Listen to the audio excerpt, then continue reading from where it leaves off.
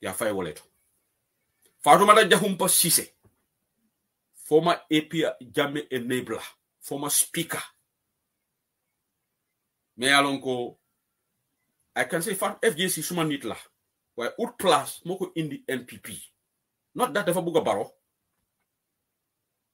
FJC hamna man hamna fofu lay am because few occasion they don't exchange messages why those are private messages. I'm not going to go into the details why come ñeneen ñi Fabakary Tombong Jatta nit modul out place mo len indi NPP do not den buga Barrow not den support Barrow no just like they conveniently supported Jammeh ñom fu toy ñu tak ñu momo ci falet fu toy rek ñu taka te su Barrow jena fa keneen ku ñew rek dinañ toppa ci kanaaw ko these people have no loyalty they are loyal to their pockets and their comfort Ami Fabure ala all kodo aya dunde Barrow la campagne otol to mando Ami Fabure be ñaaxal lan te nga ñu lo ñaadi le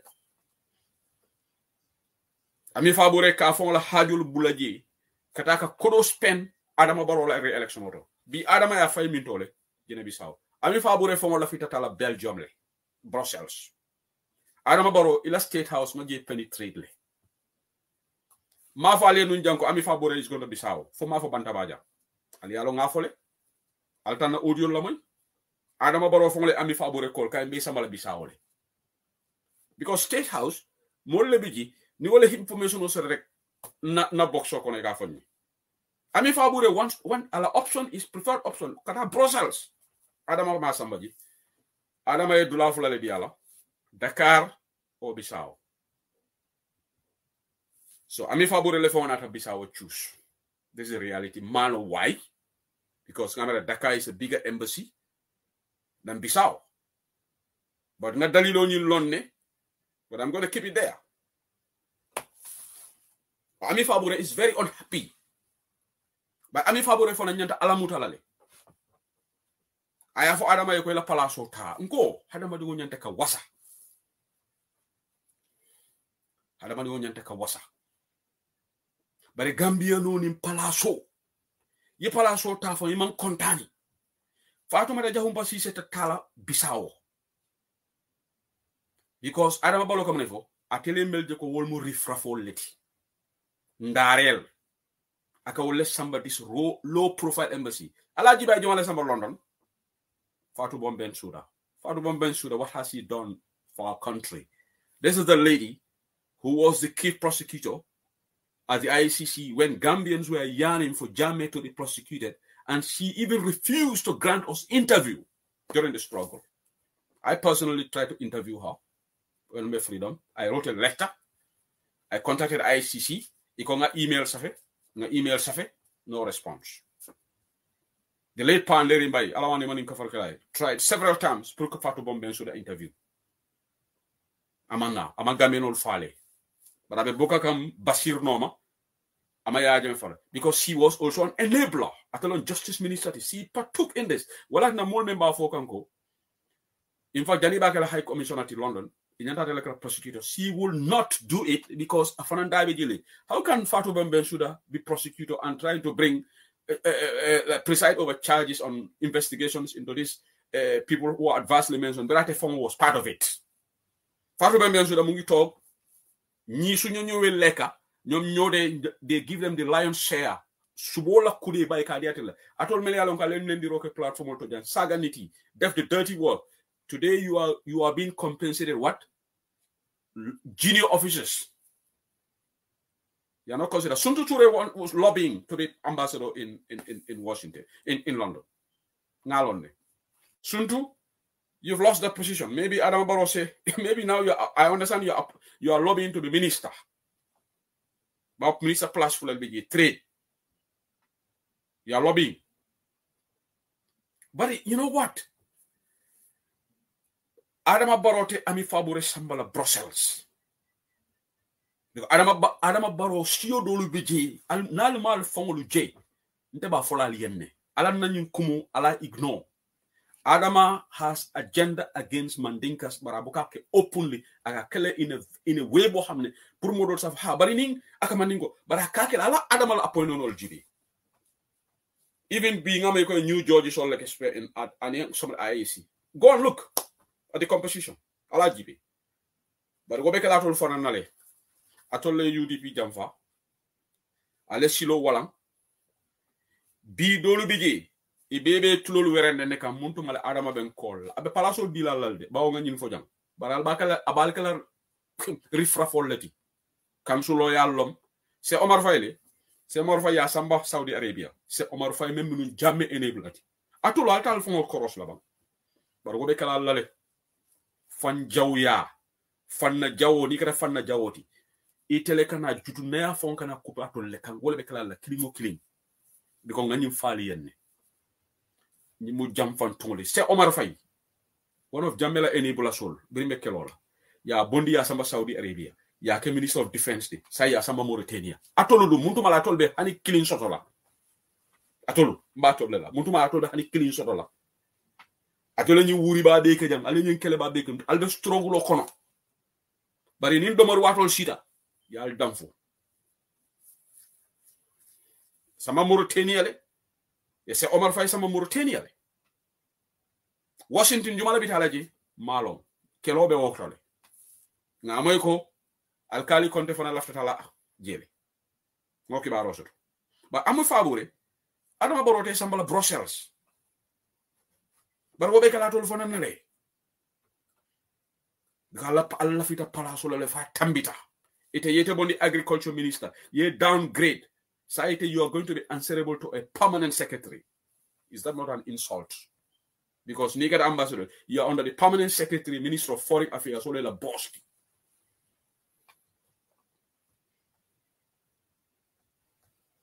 Even though maybe rank-wise, it's a la bosti, but what we call it directly sold dilal. Nimbekala lale. Meli alonko imam bata. Wole mina domorola. The likes of Fatoumatta Tambajang FJC. South Africa is one of the South Africa, Nigeria, the two superpowers of Africa. At least FJC, ate tata South Africa. Imasama Mauritania. Imasamba Guinea-Bissau. FJC titawoto. But ako ami fabure won batu ngafe. Ando ami fabure bata menke baroye. FJC mage. FJC came at the last end. When this at the tail end, then the MPP calls. FJC wanted to be vice president. Wo audio men fundita jan FJC le wo be stage manage. In fact, Fatoumatta Tambajang, the rumors were that Fatoumatta Tambajang was going to be vice president. That's right. He called Fatoumatta Tambajang vice president FJC. Atole ya waji atole tara mo nengolla atole be kala ya atole mota rifra fo leti meli alon ko e bam bata bakari baji ya moneke baroye albukeji yinata rek ay bakari baji bonni na America ay sports minister dia. What has Bakari done for Barrow? Bakari left to join the UDP le ay mayor election on it and Caleb Lota he lost. Before that, he wanted to join UDP. Pour UDP alone, Adara America, a porhondo da sort of struggle. Bre alon ko saying, silolu be soronta male, AFI NPP, yaka sports minister. Je for poroto me Canada, what no sports minister. Ay alondo sotoleko, for Bakari la londo le be onyat. Ali nga tonya fo. Nabuka agree, Naka disagree. I don't support him. We don't know style of things are doing. But he vigorously fought for Barrow. He took a lot of bullets for Barrow. He was castigated for Barrow. What about Bakari Baji? Bakari Baji sat in his comfort zone. Mona manager ita Facebook live la. I Barrow agenda post. But he became the beneficiary. Now he is in the cabinet. Where's the Porocho? Maybe he's going to get a job. Certainly not in cabinet. And he's not going to be ambassador. Probably by file mintola ni atraba sotola.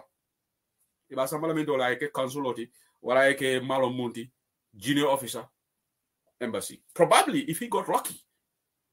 Ba ni fado baba romantra diari. Ale jamfa jere. Bare momo ye meng fi, you report to show. Jamfa man nying. Jamfa man betea. anda tolu ni mu demandé ngoleti même mina kela tol la me sila le mbali jibela ba o sa info nga kibaro so alla conversation ka tambulo ko no janne jama babi je be kamfarene mele UDP bula lamin tunkara wolu ni domale Ibrahima tunkara be ka takka tala li ka ta complain kan bari ko imal lafi UDP ko le jele lafita UDP ko lo lafita ali ni muta ali mben seo bunne ibe kamfarin even Sidi Njala appointment no Fabakar to manyal appointment ay any mel UDP ko mele bar ibe barokam wallahi ay kamfale male be surprise la ngani lo nyari iko igma hani diamula because imal lafi UDP ko le jele itolla bari du solo kono they are not happy sakoni FJC appointment soto sign ye Fatou Bombe appointment soto se Omar Faye to Mauritania they will go mad but ibe mona nola they can talk because iko malafi se hu seri li wole jelele man lafi ntolu nga jelele ntolu men ka diamu UDP sisla wolu nga jelela Bob Touré wolu ma Fodé Thiam wolu Fata Pije wolu Janaba Mass wolu iko malafi woliye jele itolla malafi mbo seri kan wole jelela the list goes on bari be daming iniol kono be kuyarine ika meeting wolu soto lay damal ali alon ko ngani lon nek alka meeting o sotale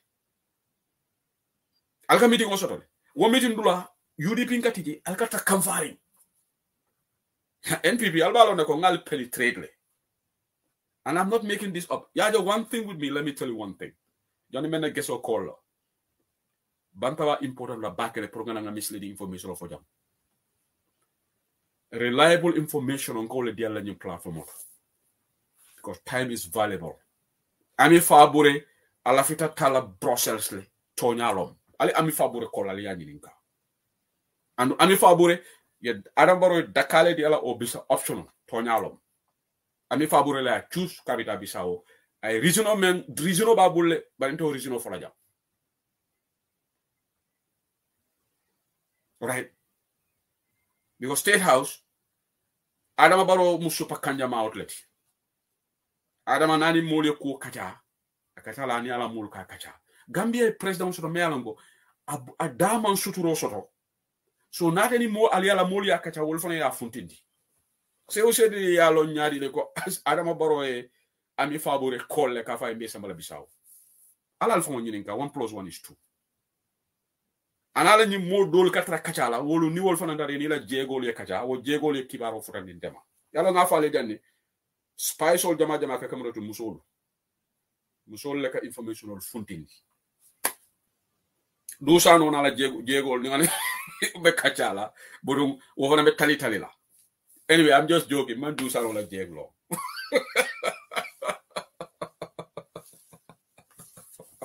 but anyway I'll be love ka you online bantabala Malcolm Tono Bake is exactly 11:02 right now. Batingana Bakari Danso call a meta batola lesai. Yaya maintain sanyan program o menyan takela ning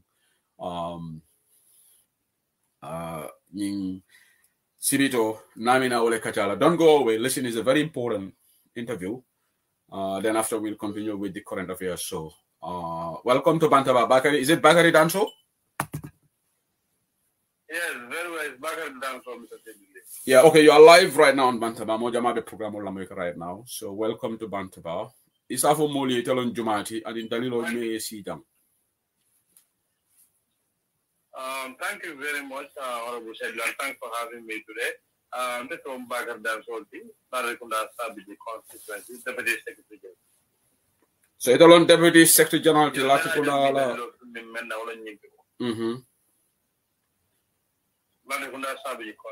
Yeah. Okay, go ahead, Acha. Go ahead. Okay, Najambi na Danilo Mente Wolamo, member in upcoming victory celebration, Menkata Halabuya, Sana of Latin Sabi constituency, Nanta, Wine, Biomang, national jubilation of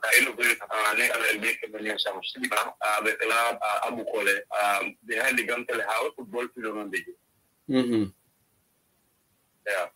So Abu Kole, huh? Why Abu Kole? Yeah, very well. so for the first time in history, being a changes Barasado Abuko in past parliamentary elections.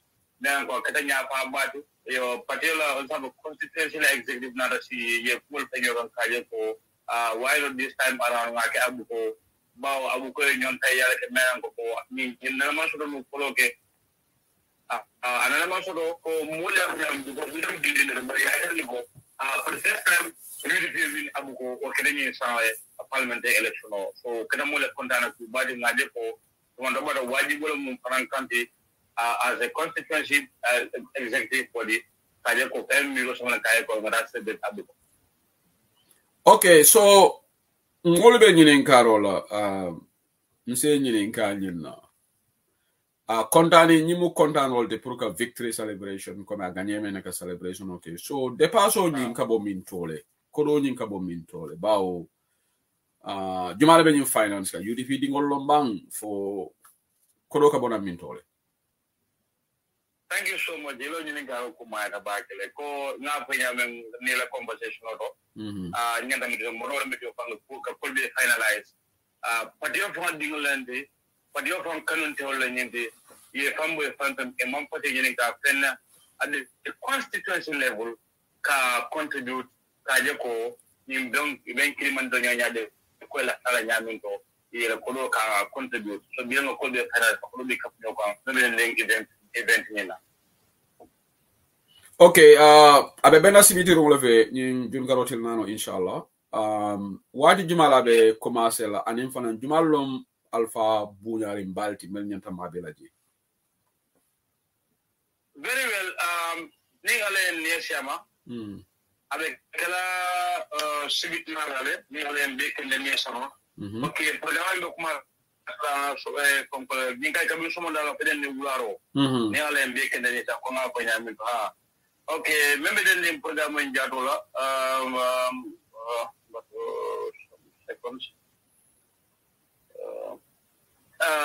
party leader and the Secretary of the United Democratic Party, Alhaji Hussein A.N.M. Dabo, is the chief guest of honor of the event. The guest of honor is Lord Mayor of AMC Talib Ahmed Bensouda. Okay. Special guest of honor is Lord Mayor of Banjul, Arun Malik Lo, and as well as the President of Refela. The chief patron is Honorable Lamin J.K. Sane. Former OIC CEO, Gambia. Okay, Lamin Sane. The father of the event is Honorable Lamin Saddam Sanyang of Netherlands. The mother of the event is Honorable Jeremy Mark of United States of America. The guest of honors, the deputy party leader, and Aji Mariam Seka. The national president, Ajay Yamunda Yabu. National treasurer, Honorable Amadou Sane. The regional campaign manager, NBR, Honorable Lamin Mas. The deputy national treasurer, Honorable Kemo Sise. The deputy national youth president, Honorable Karim Ture. The deputy national president, Honorable Alhaji Bajamba Bojang. And all the UDP members of the parliament and all the other MPs, including the Speaker of the National Assembly and the Deputy Speaker of the National Assembly, and all the regional constituency chairmen and chairmen. So, on all the other VIPs, everybody is included, everybody, because this celebration,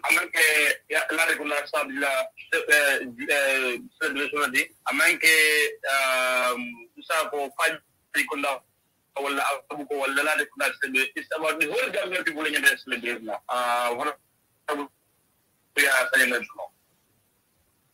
Okay, so seriously, Ali speaker invite le. Very well. Me asking me to man over it, but I can voice not share for more Kings FM radio because then for almost 3 to 4 days now, in the news, it has brought a couple of announcements and speaker invite because I'm getting one mobile. No, yalo mananga speaker pointer because I know that Honorable Yayamente Sanyang from one of the people may alongo among Fabakari Tambajang nomination or among approved left to him alone. Somebody else would have been there because and Sidinjai and others. So that, I just wanted to see. Well, I know the position that he's occupying. That's why I invite. But come on, Fabakary Tambajang Adama. Anyway, let's pass that. I wouldn't invite him anyway. I wouldn't invite Fabakary Tambajang Adama. But anyway, now move on. So say new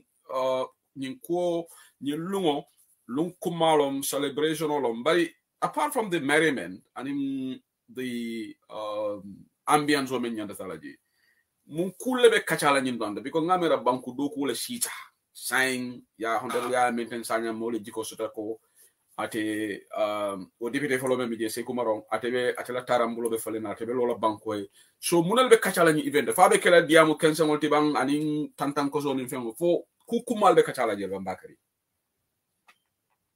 Thank you so much.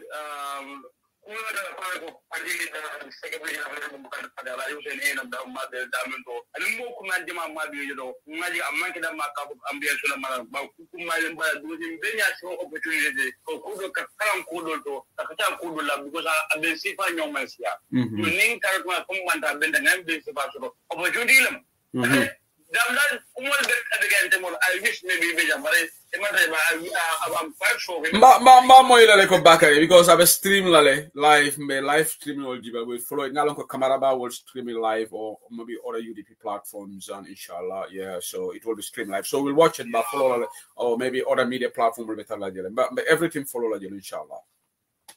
Because honorable maintain Sanya. I'm not just trying to compliment him. Maybe they are like Hanamanga Pati constituency during his campaign period. He made several promises that be a sledge amount I could Alhamdulillah. Yeah. I remember two priorities on constituency development on Kalondi, whereby it will be all inclusive and the committee consists of all the political parties like the ICOMPs. Even the former aspiring candidates who are vying for the position of an MP, so I go, I want to work with everyone, regardless of the party card or never do like a mobile double and mobile Punjab.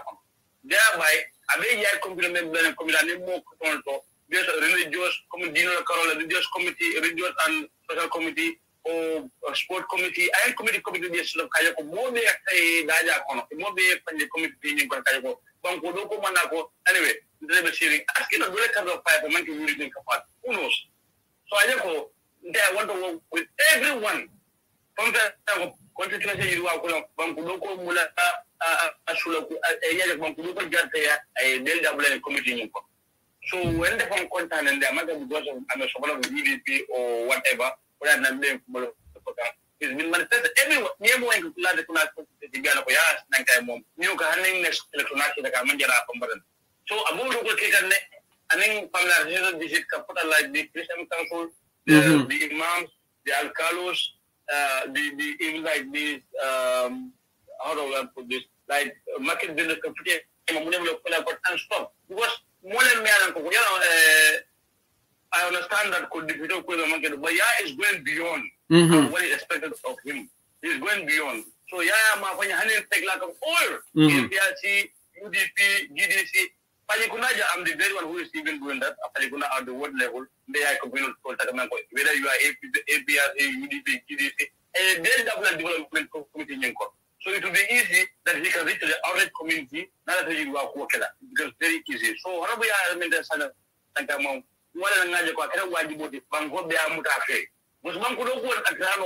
It's collective responsibility.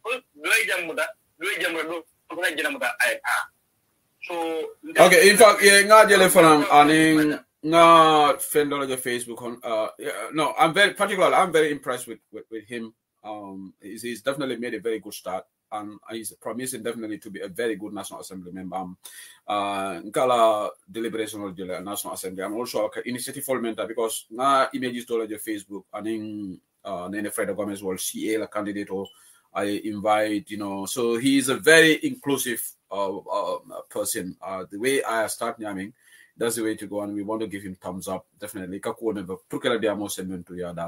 Like Sabigi, deputy, men, Katova Momate, Nimisala Kola, definitely because of the quarterback, and Alama Aleo Kenyatta Kuti. But okay, there is somebody, Mealanko, I comment, but we let's go past that. Somebody is also questioning why you are inviting Fabakary Tomanjata. Inviting Fabakary Tomanjata, you guys are going off tangent. I can't even mistake. I can't FJT invite. Like somebody, a listener listening to the platform, also is disappointed that I get FJT invite. But anyway, more views on this will vary. Some people, I know you guys are looking at the office, but look at the personality of the individual as well. Unfortunately, as we just rightly said, because of the position that he is attending, that's why I think yeah. But this is politics. No, I understand. More views will vary on this. Mola, let's not focus the interview on that. We have more important things to discuss on the interview. The day is a special day for Latikunda. Lunkumaram balum. Anun content back alien from la bari musu kendo. No more kendo aliole ke mother of the night make baring so the sister Jenaba Mas and in a brother Lamin Salam Sanya. I'm really over the moon because you know banku in kendo leti UDP la barima ballo unity. So Allah choice definitely spot on. Until Fanambe content congratulations to both of them. And so say ibe mu yamal le dila Melvin Allen in Bemoto if you have any other thing to say. So at the level of other MPs, maybe the former MP, are you invite Lebam? The former MP. No, I will this development committee for I invite get because coming out let me go back to the white paper. Beta Central Bank for an quarter domain, but for tomorrow is a public holiday, all right. So for those in Europe, it's late. I do apologize, but then I have to analyze a few things here. Gambianolu. By now, Gorgin Bubolu Nyanti stop lale. What procedures are there for this government just to write and suspend these people? Ali Wulin Molu suspend because UDP got leading in member prison. You have to suspend instantly. And woman criminality, woman more, they are indicted by the TRRC. So all government members, why should that take 2 weeks, 3 weeks? Up to now, I'm more Cindy. All right. Imam more Cindy if they are buying time. Gorgin Boob Manyanatal anti-crime right now. Just like the DG SIS Manyanatal di Barigo Yefasa Rolekeji. And that matter from a Mulba for a day. Go DG SIS DG NIS for it's not SIS. NIA. A Manyanatal. But we will talk about it 1 or 2 days and life goes on. This nonsense can only happen in Gambia. Somebody who conceal evidence. Act of criminality 101. Masakunda ya Fasaroke. Because Fatoumatta Barrow is close to Usman Sow. Arambaro ya Fasa. Even though, imagine Justice Minister Kafo, if government wants to look at that separately, I'll interview with Omar Wale, left with Gibela, but they will never look at it separately because Fasaro selective justice. So, Munati na nyimulu me alonko. Ibe mansakunda dokuola. Ime fonyon de hanisai. Bari muso me alonko UDP musolom. UDP la civil servant so mo jelle suspend. Ye modol suspend janne. Go. The gentleman member Gambia Civil Aviation Authority. Menkera whistleblower. Is it Ibrahim El Damfa? Ima suspend, ima sack immediately from civil aviation. For a mole for Gambia. I mole torture. All what he did was, information about Nico, he can levy menke mol kuna. Abe mola ticket okonole. Civil aviation got rid of him instantly. So, ye molu buy system okono. So saying Dauda Jallo is buying time kafoko. There are procedures that have to be followed. Why? more mel yalan ko certified torturers like Gorgi Mbub akamuna ñu mo la police Gorgi Mbub should have been by now man na report la but ibe tala food dragging na la ye tara food dragging na ndol fa nimma ñu kumofo ñu no se tara no do ko fa another 3 or 6 months ya fo be another 6 months to la pro kana act because Dawda Jallow you for her we cannot do this instantly but you have fired people from the civil service instantly Alia mol baile instantly wow you didn't buy them and no wolu TRRC ma will indict of human rights violations wolu man kuki be alon ko hadama di wol tora all right but alka criminal so alka protect yalla gambe mon problem ti criminal role you man sekunda ka will protect criminal role they are very good at protecting criminals bankudin kendo ye mistaking a political witch hunt where they are quick to act once you got him UDP leti gidisi alje jibe mo nekata central bank seku eke jabi first deputy job gamono ali ala mulate ne mala contract ko renew because any lawyer da go dental this is the reason ali seku jabi nyene ka ntene seku mandi yabu ngalorne do labe non forabe but ma call ka nyene ka but seku jabi 100% any lawyer da go connection obi temal wala na bela contract ko bande ya marriage but criminals will be protect kam banko kam say hansen Gorgi Mbub is working ibe tara dairy nyine to tara dairy nyinto de try to buy time ñunu nan na take a criminal will protect they're experts on that alkamune batu what other procedures are there for you to follow just to write somebody you've got the TRRC recommendation you've got a white paper there quality TRRC recommendation also instruct this government instruct the people and say you know what within 1 month even if you want to give them 1 month's notice that they will be laid off the last salary by now that those letters should start rolling out in all the departments and secondly who are these people jumalo unity gammelo nyanta ñu tol lon na le nyanta listo so tolay ko ibe molmen be sindila right now ni lon ne ba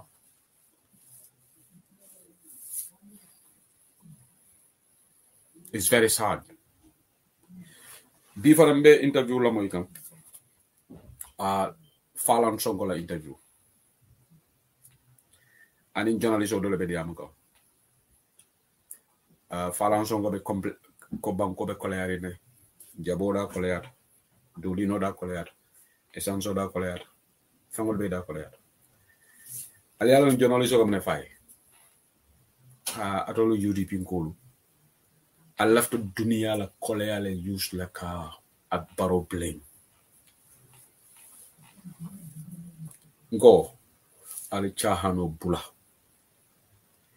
ngani fole nga fo audio ko na janjanta dunia la kolea comme covid la kolea be no nyami ni kelome be Ukraine ay bankol belema amam banko tuje ngolonde but the central bank is statement of bonding ngam Mamadou Sabal Jara sefero ko la maybe next program me will expand la your interest rate o kafu boisedi ala vita corrective measure like la from the monetary policy but at a work la so membe keri wala ñunti ko ala ñanta me realize la ñuniye banko economy mutala ya dumi ñokon the first policy measure was trying to control the dollarization ya jako woman work dollar so be depreciate ka dollar so la value be jikat na say bari nga ñim fal yenne because banko me yalon ko ala productivity bu kafu banko high spending look at all these embassies they're opening ye minister palasol kafu mburo fele ni mburu bakery association de ñola finance minister mi dole abe tamola sidi keda is out of the country na information minister di interview moyle King FM ako minister me maralin meme trade overseas kam we ko mburu tiolo mburo manyana for $12 sidi keda is out of the country Sidi Keita buka ben fiona for tamo. Ngala ko finance. Sidi Keita even bribe trade. Sidi Keita ka to tamo la. Yala wala na nga fali jang. Nko. De se ko se li buka mo bayindi. Devan Sidi Keita la time shot. Man Sidi Keita for long. Ni Sidi Keita ke se membedo kono night tamminyola. I don't know the guy. I don't think we ever met. Grabe no civil aviation do kola. I understand I cannot trade le meeting all. Probably I attend along in long. Because I have a more go to market trade like Antaraji. For Maria Tonya le for Tonya, I don't know. But somebody told me. But in the Sidi Keita long. Baba in the Lamonella. But Sidi Keita is not a good finance minister. And he will not be a good finance minister. Take this to the bank. Yalong Gambian or Alingan naivety bula. Then any day Adama Barrow a good finance minister appoint. Mome along confang along con Ninja Nole. Mina Banda Bambafla a good finance minister sort of. I will tell you that. Sidi Keita tekela finance minister Kendeti. Alena Kumo. Sidi man trade le mananku no sako finance. Yalong sometimes you know what you guys don't understand? Ntemalong for Gambian or nin unnecessary fast role kambatandi bang. For we just get along with it. The guy could not run trade. Dominic Mendy, let me tell you one thing. Dominic Mendy was by far a better trade minister than Sidi Keita. There is no height of comparison between them. It is comparable. Dominic Eduko. Dominic mu action man let.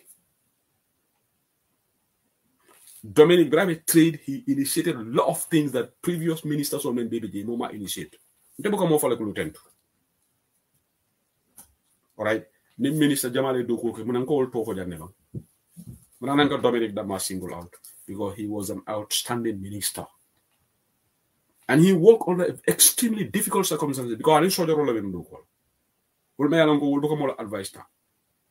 But despite that, he performed well.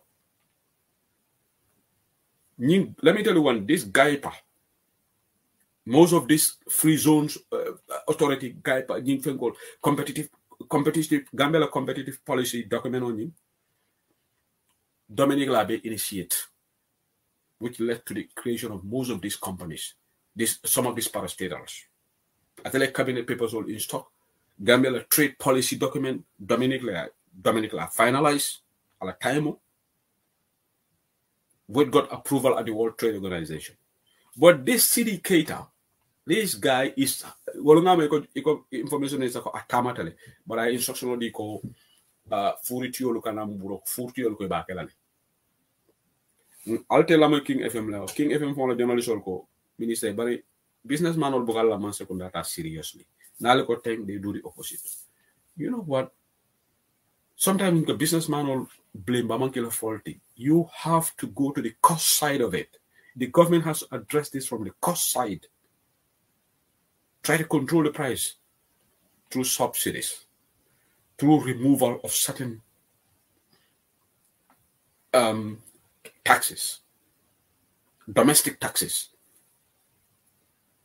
Go during difficult times, you need smart thinking. Manana banku sembe malu right now. The measures all taken puruka cost of living tara. Munati na nyimmansa kundani local government authorities or council for the kachala. Some of the local taxes here tala. Just for a short term. The Ongaloneko Gambia is a tax-based economy. But during this difficult time in the world, it's not a tax nin tala. But tax for the niba talala, ila depaso call it tala. We all have to sacrifice. Adama Barrow sacrifice la doboro tala. Minister Soli expenses all tala. Nika 20,000 di la coupon, ya tala ya ke 10,000 or less. These are the things that Sidi Keita should come up with as a finance minister. Kamansa kunda la depaso tala. But ite ke my finance minister prak, you signing agreement with World Bank. The next minute Sidi Keita is out of the country. And you guys want to sit down here and fool yourselves because Sidi Keita is going to be a good finance minister. And let me tell you one thing. You know what? I want time to fly. So that Atol Melia Lonko, Albafala Jan Sidi Keita is going to be a good finance minister. lafitale na jam nga debate. You know, Alena jam debate. Because Sidi Keita already, the guy is a failure. The Dalasi is depreciating. He's been finance minister for how long right now? Very bad start. That's what we can. Atol mele al muna almanta safar ale Sidi Keita kola yafo. Hey, ke itariade ko bukataku. Prices are skyrocketing. Within this short space of time, how many interventions central bank can make? Because the fiscal side is malfunctioning. Who is responsible for the fiscal policy? Sidi Keita. Who is responsible for the monetary policy? Boasedi. Boasedi is coming up injecting measures. I will give him that, even though Boa Fanaya found a political animality. I found compromise. But Boa is coming out with monetary policy, increasing the interest rate there. What measures Sidi Keita policy like a Kabiranat? Allah for Nyabang.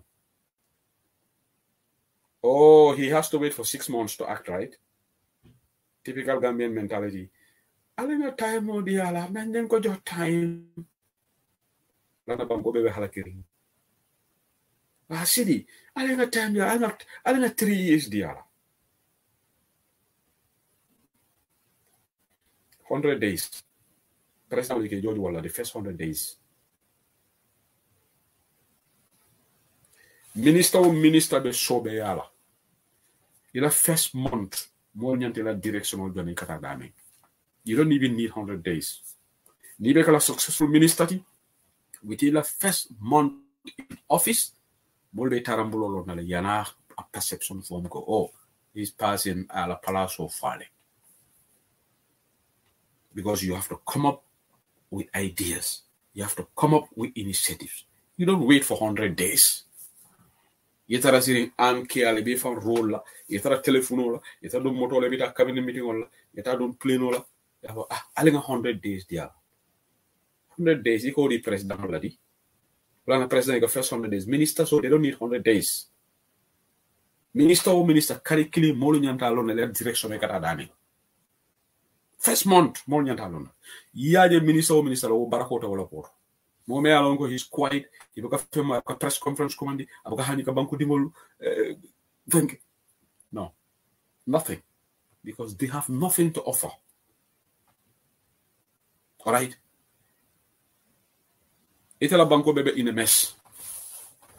For me, that a statutory IMF meeting or World Bank meeting, I can understand. But some of the trips myself, I have more pertinent national issues at home. But I'm a permanent secretary or an official book here to represent, but they just want to pocket their per diems. Cost of living. Jambando fele at a Sidi Keita for he has to have a hand in that. And the agriculture minister. Jambandola price fele farmer be kumboka. Sidi Keita has traveled. He's globe trotting around the world. I don't know about Equatorial Guinea at a Fanantamat. Itala banku di Senegal be kumboka. Let me make it clear here. I am not going to give Sidi Keita breathing space on this platform. In this space, dilalade. Man space di Mamurinja, in this space, di Sidi Keita. Sidi Keita is in charge of the economy. It's the nerve center. Finance and economic affairs, everything revolves around them. Bankola, Fankona, la Kukomo begin. Your name will be called out. And any more ya double la quarter fella or somebody found in the political found be told. All right. So let me make this clear. So but in Valley, Gambia Canada directional is terrible. We need quick fix. We need quick fix to the crisis in our country. Alina stop excuses the Mazakondala. Oh, dunia be problem all on Dunia, the other countries are helping their citizens. In a Koro Ludikila, October, every household, £400 of their gas bills. Wolonga for 6,000, mummy mistakenly, 600, ibe cash deal for 600 pound of kemo gas below, ibe discount deal la pound of kemenani. Nala mena reroll la mistake tan ko wuli war amaka wuli waroti 600 long. Alright, but ngamera diamo fanan kono ngafle ko £1,000 so balo ne ko 600. Support be dikam. Sisla ngamera sisla be Germany right now. Sisla, are you in Germany, right? Train all everywhere you can travel €9 for the next 3 months. Because yalone ko bankole be kolare ngani mfole ngabo. Gambia masa kunda mu support le di kan banku di ngala. Nada. Bari moto nyima sang. Look at this game you been play the South Sudan case. Government official or baby do not moto kono le tadi. Don't be jibe jo. All right. They all going to go there. So okay, she's like a video of Usman Songo explaining, exposing Macky Sall, the $50 million he stole and donated to the Gambia. Okay. TRRC fanang. In fact, you know, Suleiman Ben saw videos here.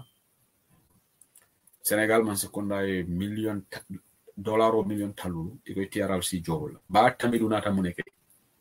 Ba tamidu fong la nyimfo député boto de. Ko itolo man sekunda ko. Would $1 million or million talulu itolo yo mabole. Yemeneke iko jamela asset solo. Yeme wafi yo $1 million or million talulu bon. Why yalong dollar député wolu. Nimbe nyimfola. Sometimes it pisses me off, right? But maybe next program play la jane. You know, sabi me program kumfala. I will open the video. Thank you for sharing it because now maybe a video be jamfala le. Usman Sonko ikawe diamo kan. You know, I'm for back it is about a minute. Let me play it. Let me try it.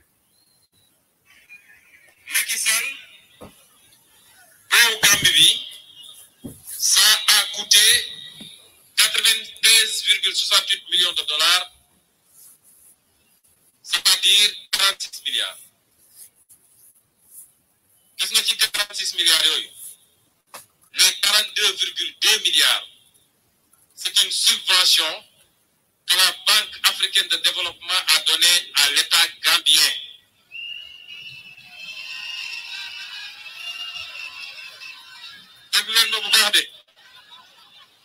Il dit que c'est lui qui a fait le pont. 46 milliards, sauf si il y a des 42,2 milliards. Là, moi, qui laisse. 4 milliards, yoyo. Mom la Macky Sall, Banque africaine de développement, l'Ebal Coco, c'est ça sa participation dans le pont de la Gambie. Ok. Abe Manfogang. Comme Macky Sall yo koromenta melan ko ngamara bank nyina ya dut ngamara nyi Senegambe prin pong kolom ay $50 million di wala ye wala di TRRC $50 million African nyaron gol kani ila ko ika jahalle bari dalla député wol nan ila ni 5th legislature man 6th legislature député wol me botaji Tonya ndega mala tol fane Gambia felle Tonya ku jamabe wo banko kan ibe nun ding be mabore député wol la nyanta ka ko ibisa député wol ndeka député wol albuka la power use because man sakunda man sembe soto kodo me yal go Senegal man sakunda e TRRC donate woman yana mabola man sakunda ranki so député wol nyanta ni kala straight with TRRC jamela asset sol woman ni woman yana mix bari tapale yale dundiji ning tapale yatiji why are you mixing up the two? This money is for TRRC, give it to them. But why you keep that and you said ninga jamela asset sol wafi 50 million odi jamela asset sol fele sign mo ma long you dunta dami no one knows how to account it. All right. This is very, very serious. But the deputy will be daily. Momalong asset sold from today, up to today, Jamel asset sold. Momana Kongla Fenyo Bonea. Jamala Yanto enquête la National Assembly. But the baby dairy. ya jen tolu ko diam ba ke fam because député wala man lo dula go dolla janiyaji bi man sakunda be funtela be molu ma koyla député wala lota e kumbota e koyla banku ila mele kato fay be kanko balwol collateral electricity ni gas below the selekan oil price is going up essential da be collateral député wala tata député bungoro e wo shita e diamota e man sakunda tongodete ko man sakunda ni package nata bari tolla député wolu munani montal nation assembly ka package for banku di ngolu ye ni man sakunda ma hakiloke député wol se below pass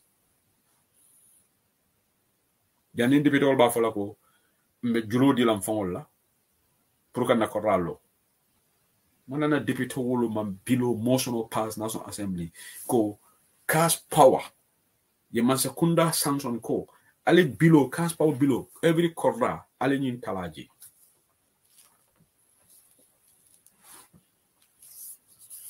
Naja kan do ya fu janko Adama Barrow used to buy MPs. I know that. I know. I don't know. But Adama man yin debate wol fana be sanko. Dole bi je wol mu hasi dole ti wol this political national the previous national assembly fana tonya I have to be fair to them. Political polarization fana yati ma efficient because dole bi je idamal internal fight. Yeah, in the fight member. So for now, things didn't work. But anyway, slow kutale sign. It's past midnight right now. The program of Kumfala been here 1 hour 50 minutes because obviously the program started late. And it's already late. It's 1 a.m. in Europe. Past 1 a.m. in Europe. Past midnight in the UK. So kutale. So we're gonna terminate the broadcast here. And maybe the next edition will be better. Well, we will start normal time and then say Kachaji expand. Allah thank you for being here. I don't think I can open the lines right now because it's late. Funny after somebody wants to call in and maybe 1 or 2 people want to call in. I don't mind to take 1 or 2 callers. Thank you for being here and thank you for being part of UDP Online Bantaba. So Kutanyawanya. Some of you are here supporting us. Alenga lona bankoe. Alenga na banko fasa. Nteniaje kujamal long bije fon tebokan dabulaje because this is a political party platform. Alenga tenku ma haklutu. Let's be careful. Thank you, General Mas. Thank you, everybody. Momo be control jam ala baraka baki mol me yalan ko bayo mani be Indonesia right now 6 a.m. in Indonesia be lamoy kam ni tonya bu ka fo jam be dia moment conclude la jam the tribalism ko wonda tije you believe me or not I don't subscribe to tribalism but the mem fonan kan dimi ningaje molu ka tribalism ka kan dimile ay binna banko kan tribalism le tututa dia baluta ji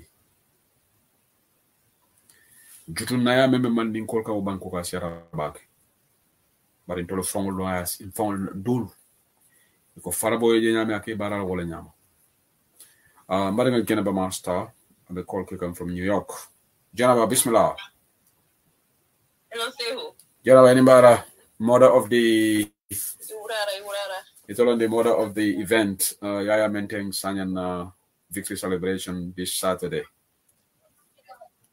ani denano Toma Abidjan denano Toma mashallah sim alama wati nga tu barko jitan kan ngal ko ka pul tengen na bodala relationship wonyanda kamenda weta nyamba so definitely pan ka be sabo horabuya sanel winta ale flo kinta nakeda horabu koma MP horabu Sheikh Marante afinta ka ya mena sai ka kuma this how we expect from some professionals like him no ni tinga da yin ko with good faith so definitely mbabla apana maraka ba ke lo manyi na aye ko wala bangu ko bonyama mo rek no blaga forever mo me dana lo ko me nyaay do be bu nadje ni jama ci maybe kudantane se bondi noje ida e maria wado si kay e bondi karde polo or any other thing can happen.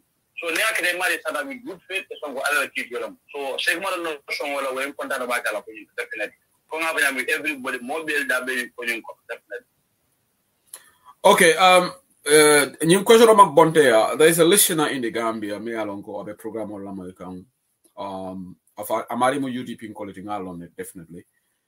Ako I have a question of not specifically to you, but it's related. Ako UDP victory celebration olo for is it necessary? Ako for ntetalanga dokuke rather than all these victory celebrations going on. Ako, because there's a lot of work to be done. We shouldn't Atela Geroto, we should just got on MP or they should just get on with the work instead of all this, you know, euphoria party going on when Gambia has a lot of things to do. So iba mari jabi lang nila. Anyway,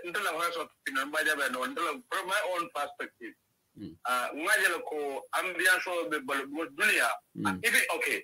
even at work, studies have suggested that the more fun we are at work, the more productive we are, and the less likely we are to suffer. So I'm the answer of well, all work, no play makes Jack a dull boy or makes Samba a dull boy, right? Very well. So I'm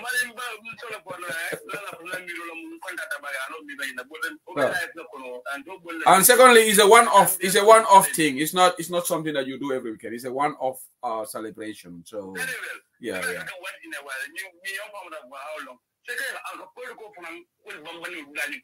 Yeah.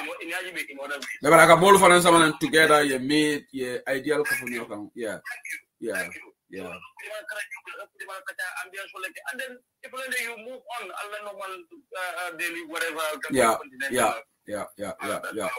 No, I just want to bring the question up because I inboxed like and I'm married with UDP quality, so I'm malafika tofu, but I message you and I'm on my battle for it. But can you please ask him this question? So I just put it out there. So anyway, but thank you so much, Bakari. If you have any other thing to say, not even Kumado for like it's a more Yamare. And congratulations to Honorable Yaya Menten Sanyang, our victory.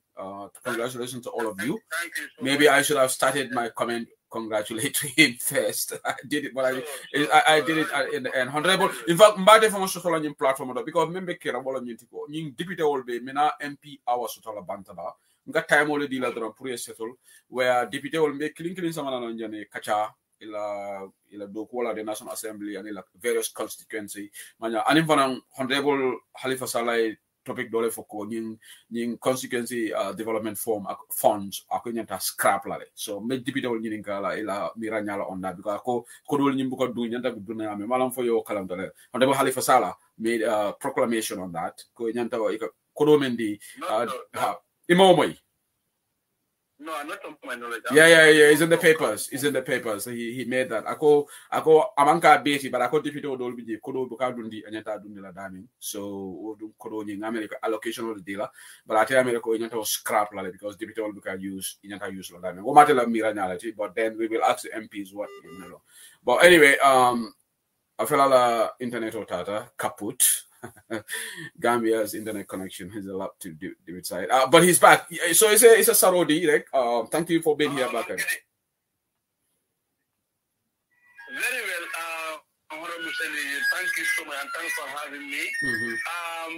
First of all, the plan of Kundla, I will not be just a more photo content of constituency chairman, Honorable Karamba Marina, the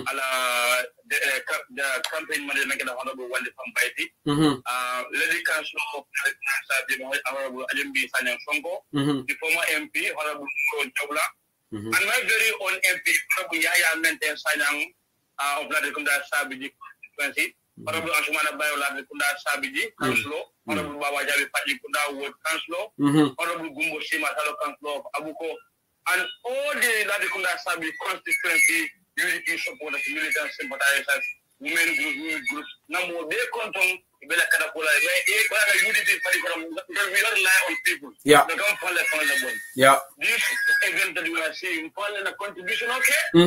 The name of their source of funding, let me make them thing very clear here. Yeah. Contribute.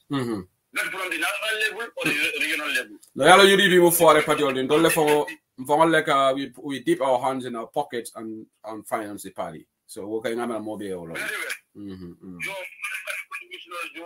Ngaje ko la kamen na ngaso adu wo telem bi do ko na bi tan be do ganin ko nyin to ko da consequently usual ko le pambonne ni ya company no the executive kaje ko ben ko nyaalo social media so everybody is invited so kana padi give ko manna padi ko na do ko comme la talbes of team si nyam tek ala development ko ma ko ko bodo janne ay employment na kiti malam ko botta ko banda non ne talbes ko no man ne projet but no you can go ahead ni la fem for la talbes ko to bandi yo yeah talent ko mba ko nyam man talent do ko mo be 100% senior bi nan ko ko mo ngi wi so bodo you know alem valid project ay employment create about paji ko na wote lon tan mo be do project about 20-30 people na do ko ali be mu cholle ko be man do ko ko bi te do ko ke be family na paka so ni musa de mo nyanda ko kala ka mo da partical ni wa do ko na da bi ko be do be mo na panka kana pati jibem mo faji ko mai kan nan kan do si be ko mo si ko pa ko mo ko kamala if he or she is delivered what else do you need?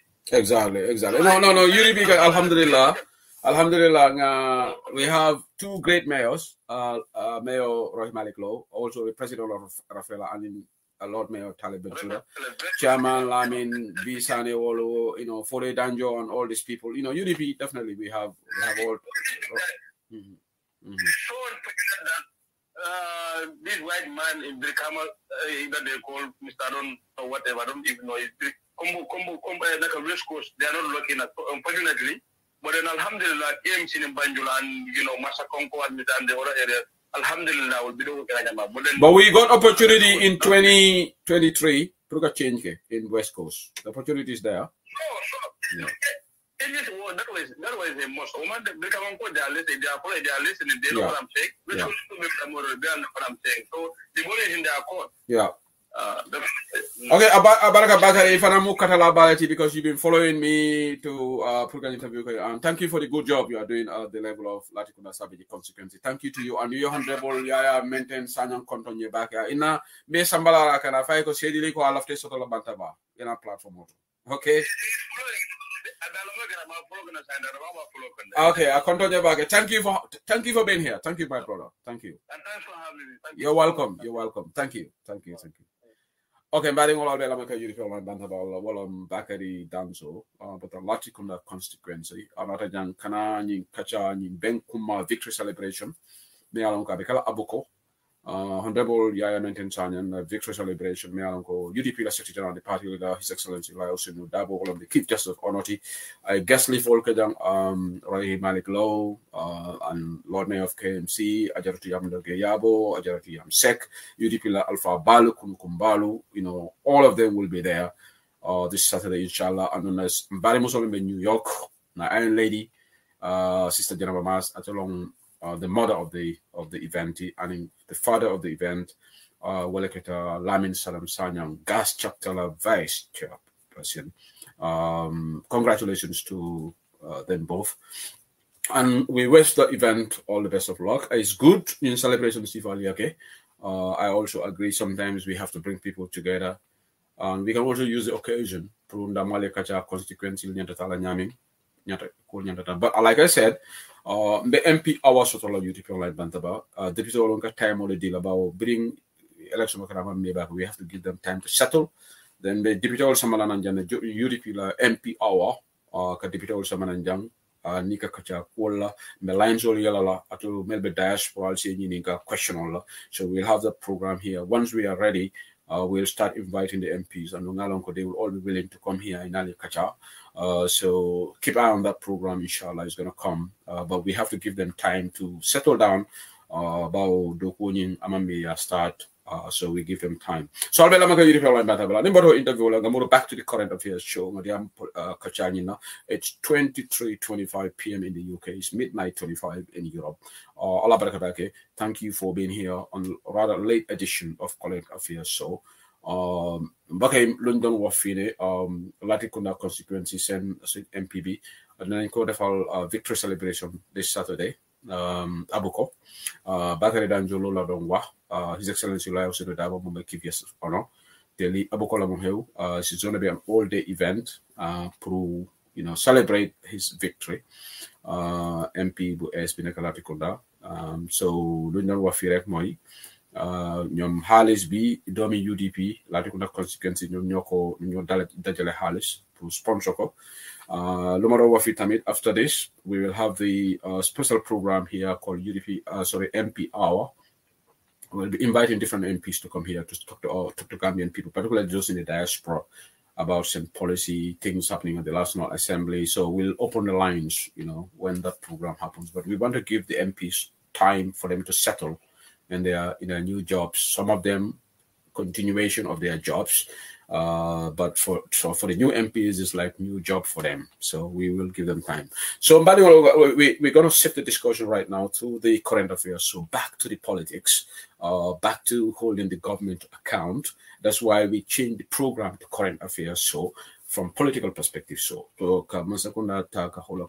thank you so much. Lafta Diamo Sambaladami right now. Mbotanying appointment to diplomatic service at Novo Fole. It's very dicey right now within the NPP ranks. They will not come out so don't expect to see them moan on Facebook. Maybe they moan la wala Canada because I take all mind speak. But some of them be fakane it usually be but the pride in them because it hani like injawi njuje ibukala fuola because imala ni diam UDP will laugh at them. So they rather keep inila niku eta searing ida malia kacha. But this appointment, like Barrow has started, once a betrayer, always a betrayer. Mome alonka UDP betray. The writing was always on the wall, and now you are seeing it about Keletul Bela killing. So say Omar Faye of all people. They are incomprehensible. I understand. I can't put my head around it. Say Omar Faye, I'm gonna deserve. But you know why say Omar Faye being in Palazzo Sorola? There is this fictional character at the Ministry of Foreign Affairs, Menketa Mamodo Tangarati. Se Omar Faye Mamodo Tangara la boyoleti. Mambure Njai la boyolom. It only be the same vu. Alaji Sise, Mamodo Tangara, Mambure Njai. Se Omar Faye. Nyuleka si, Ninyode and together. Just like we have the Mandinka vu, Ibrahim Silla. Now the Finance Minister Sidi Keita, Lamin Tunkara Gamtel, Lamin Cham, et on left on the vu killing and Lamin Seidi. You have the Mandinka vu. We left on Kata Kontolo Nyoya, et on leka aye, Nisa Meda Ibrahim Silaya, the next unit Sidi Ketaya. So we have this other vu as well. We left on Kata. So the foreign minister, wale can you ala boy should be fixed lare. Mamburenja, don't be surprised, ni Mamburenja Palazzo Soro. Even though American Adama Barrow, well, Adama wasn't happy with him. There was a sort of not altercation, but cool cabinet. Mamburenja acted in a very disrespectful way to Adama Barrow, and that is true. So for Barrow Bamurudana, because of that, let's keep on that. But now the lobbying is on because they want to fix Mamburenja and Mamburenja titala African countries. Mamburenja nabitala Sambala Europe or America. Mamburenja will not be like Amufabure, it are dump in himself. Melkataha, Ikamel Samba, Adama Barrow Mulmem value. I don't let Sambala dumping ground in Bissau, like Amifabure. Amifabure, I feel sorry for her because I know a lot. Let me stop there. I know a lot. They are not everything that you can say here. Sometimes we don't want to compromise our sources. So all I'm nanka diamo dulu ke keep, but I know a lot, And Amifabure nyanta menkala. Anyanta wasala af adambarela palaso fe. But nala te okela because these people they like to be at least above okay ngata nga si embassy toje. At least memang ambassador diplomatic passport so I will go and see but this is the heightened level of disrespect. Se Omar Faye o la fita ni ala kuolale Al Quran ayot wala na ko yate Samba Islamic Republic of Mauritania. FJC likes high profile things. Wala ni FJC Samba South Africa. All right. So it's really disheartening. It's really disheartening. But Mbediamo Sifladame right now. We're on the all-important subject of the white paper. Mbadingolu. Ni white paper bira funtita jang. Akibiro warata. Bari ngamen haina ni white paper to. Alinga singa tenkundo manding. ari nga singa tenku because kibarol membe funti kan it could possibly jamme the kitindilano at the ICC because ngamera time issue be jele jamela allegedly crimes were not committed and the ICC la statute of established la time women so there are lag be jele me alongo time ni ko be jamba samba jamme samba ICC avec le problème but lafeta barola bansa kuna infara it's not even about jamme manta too much confrontation about jamme lafita dami nyini ngala. Okay, let me iko Max Jones ye fenne safe bato nga musa sedi la message yo read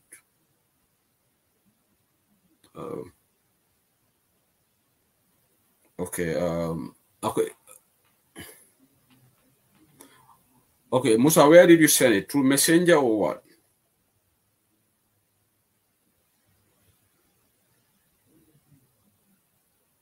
Musa said, did you send it through Messenger? Okay, yeah, you sent it through Messenger, yeah. Okay, let's see. Okay. For Mayela, no. Mayela, no. I think because nte Max Jones, nte blockless, so yeah, Musa, I don't think I can open it. Maybe it's a copy no ya Kenya nang I mean safe because nga Max Jones account nga blockless, so I can't open him because I don't think I can open any attachment from him because nga Max la account of blockless. So basically I mean safe maybe you can just copy it paste Kenya nang if you understand then I can read. But if he is also complaining about these appointments, maybe you can let me know. But Max Jones la fenko ni yano. So lafla med diam la manager white paper la. Yalonda is one thing. The Attorney General Blood Yamda ako mol kana expect ko inyanta ni mol baile de melialon ko what is his name? Gorgin Boob and others. People adversely mentioned. Men jahali musun ni woni member prisons ali I remember UDP la musun ni member prisons iko men video je ko abe UDP leader fenke kan wo yo bail instantly immediately for the same rules and the same laws ma apply fa fa man second officiality. Okay, so all right. Okay, thank you. Okay, Max Jones yanko badamfa I mean safi madinga karangalie. Ako, but me don't understand my president anymore. How come President Barrow is recycling Jammeh's people still? A country of 2 million.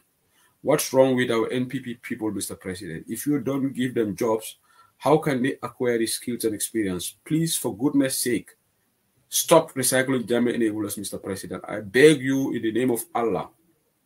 Give the job to our NPP people as the government is NPP government. Acha, alingata dorom. Yalom berimbena analysis kala jambena sa program. Deni Max Jones, tebuka Max Jones sa position. You gonte ngal account of block. Max Jones lebe wuri kan. Because Max Jones ning Ahmed Jite, membe Canada. Itolu they are frank. Ye Max Janala tapale ya memba kona ka wolefo because na do ko kale. All right. Anala kumbe memba kona ka wolefo. If you do ala kalanta yasi yata. But in the other member la sama bita post for any brother said then you know I'm used to that. Then Max Jones kai alimbulaji. Aka na ya mo mbala ko mo memba la benjibe kampang. So bari Max ni memfoten. NPP mo jamalo wole be kono nko. Ngakibale serengo soto from Gambia. Mo me alonga be kono. Meeting also to be complain ka barola kola bari ko ika memfo nyoy wala nyinti ko nim ko be funti lambe complain la jina UDP ngol be jela larna wala tol be fala ni ko yalla le yalla wolon you die in silence wala be kika nyulla Max Jones mi nyi men sa feten wala be motari jamal budu bari niyaji man funti ka wuri because di mal la fin tol la nga jelela Okay. So, nyine be mutaribul. All right. So, you know, la bone of contention. But exactly, Max Jones learning is a legit question.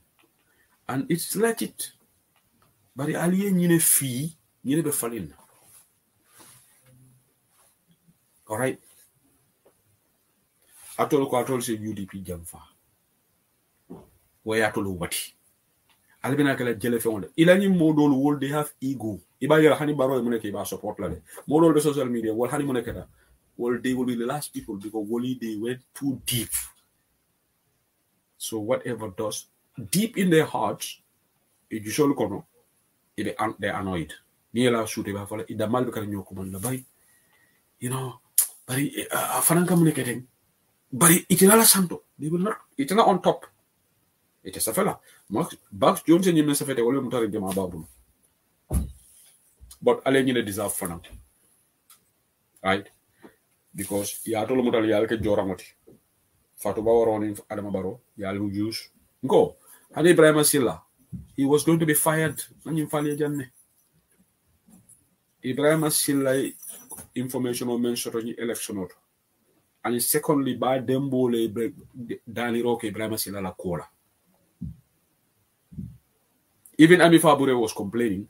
Manana Bademo man Dani Roque at the na Kola. By Ibrahim Nat, Ilaften Ibrahim Nati Bele Bondela. But I thought Dani Roque Ibrahim Silla Damaya because he had to G. Ami Fabure was complaining about this. But he menketa, you know, be Ibrahim Silla be Yasamba one of the biggest portfolios works. That's challenging. All right. After impression. Let me tell you one thing. Nte se ho sedili, nyim platform na opinion ba folale, ni meya je nyaajo nyama suba yoon.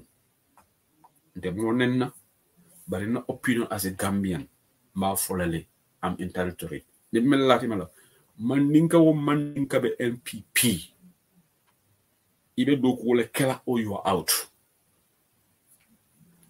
You have to work hard or you are out. Nyindolu biji Fatou Bomben Suda wol kata se Omar Faye wol. They will get compensated whether they are productive or not. Ami Fabure productive to say Omar Faye. But today, say Omar Faye is taking the Islamic Republic of Mauritania. And Ami Fabure dumped in Guinea-Bissau. Efficiency. Most Ami Fabure ni se Omar Faye. Se Omar Faye me alon ko angele kam correctly ma buka no. Sentence correctly mo se Omar Faye munu ko binda. Se Omar Faye lu nek dafa wax nit ñu bindal ko. Munuta binda angele bu correct. Lamin bu bari rek la am se Omar Faye munuta binda minute bu correct. Laaj leen ñu se Omar Faye liggéey. Se Omar Faye cannot even construct a good sentence. Talk to people at defense. Yes, Omar Faye a minute so read you laugh. Even when he was an ambassador. Wadi jangut dogo mo tax muy am place yi. He's not qualified. He's incompetent. Why? Because he's a dogo cat. So he always get positions. Position bisa def ko lobby. Defa dem ci Tangara boy la. Right? Mambure Njai mom tamit xejna dafa mer. But maybe Mambure they will put him somewhere. Now that Max Jones has written this NPP rank and files, the riffraffs, Adama Barrow will start considering them, but they will not be ambassadors. Maybe then you will somebody in an ambassador, you just la place now. Because they will be content with that. It will be kind of yellow. They are easy. Hani mo ning proto ni samba London ye council or whatever you could. It will just because it would diplomatic person it will be content. But the bigger positions, the lucrative position, who is the Secretary General? Well, baby Siri Nebela life enjoy come when the campaign is on. Today, we'll level Dima do Alaji Shisha Wolu, all these people, all the bad enjoy come. Let me go back to the white paper. Beta Central Bank for an quarter domain, but for tomorrow is a public holiday. All right. So for those in Europe, it's late. I do apologize. But then I have to analyze few things here. Gambianolu.